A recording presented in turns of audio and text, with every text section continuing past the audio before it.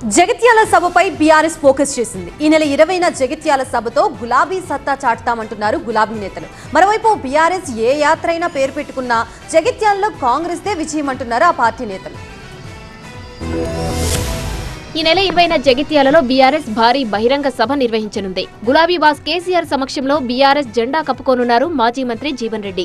ఈ సభకు భారీ సంఖ్యలో ప్రజలను తరలించేందుకు ప్రయత్నిస్తున్నారు గులాబీ నేతలు. జగిత్యాల సభపై కేటీఆర్, హరీష్ రావు సమీక్ష నిర్వహించారు. జీవన్ రెడ్డిని కలిసి సాధారణంగా పార్టీలోకి ఆహ్వానించారు హరీష్ రావు.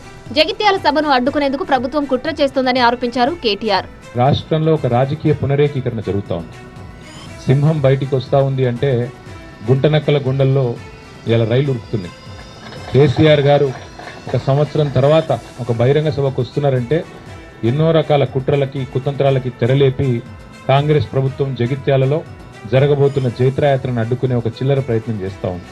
కాంగ్రెస్ నేతలు విశాలంగా ఆలోచించడం లేదన్నారు కేటీఆర్. ఎంత సిల్లీ పాలిటిక్స్ అంటే కేసీఆర్ గారు ఇక్కడికి వస్తున్నారంటే ముఖ్యమంత్రి గారు మేడిగడ్డ కోతారట. 2.5 ఏళ్లకెళ్లి మేడిగడ్డ కోయేందుకు ముఖ్యమంత్రికి టైం లేకుండే. సభకు ప్రజలు రాకుండా రోడ్లను తవ్వడమేంటని ప్రశ్నించారు బీఆర్ఎస్ నేతలు. జగిత్యాల జైత్రయాత్రతో కాంగ్రెస్ కు భయం పట్టుకుందన్నారు కేటీఆర్. మాట్లాడితే జగిత్యాల నుంచే మళ్ళీ బీఆర్ఎస్ జైత్రయాత్ర మొదలైతుంది, దండయాత్ర మొదలైతుంది.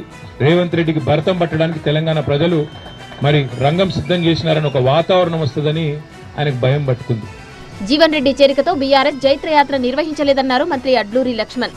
వచ్చే ఎన్నికల్లోనూ కాంగ్రెస్ పార్టీదే అధికారమన్నారు. అభివృద్ధి విషయంలో మీరు అన్ని విధాలన్నీ అభివృద్ధి చేస్తా అని చెప్పి మా జిల్లా కాంగ్రెస్ అధ్యక్షుడు జగిత్యాల ప్రజల పక్షాన్ని అడిగితే వారు మాటిచ్చిండు, నేను జగిత్యాల జిల్లాకు వస్తా అని చెప్పి.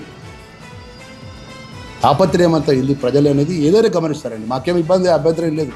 10 సంవత్సరాలు ప్రతిపక్షంలో ఉన్నాం. ఇలా అప్పుల రాష్ట్రాన్ని అప్పచెప్పినా మీరు చేసిన అప్పులకు వడ్డీలు కట్టుకుంటా, మీరు చేసిన పాపాలకు ఒక విధంగా ప్రాణాన్ని అడ్డం పెట్టుకొని ప్రభుత్వాన్ని నడిపించుకుంటా ప్రజలకు సంక్షేమ కార్యక్రమం అమలు చేసే విధంగా మేము ఈరోజు ముందుకు పోతున్నాం కాబట్టి మాకు నమ్మకం.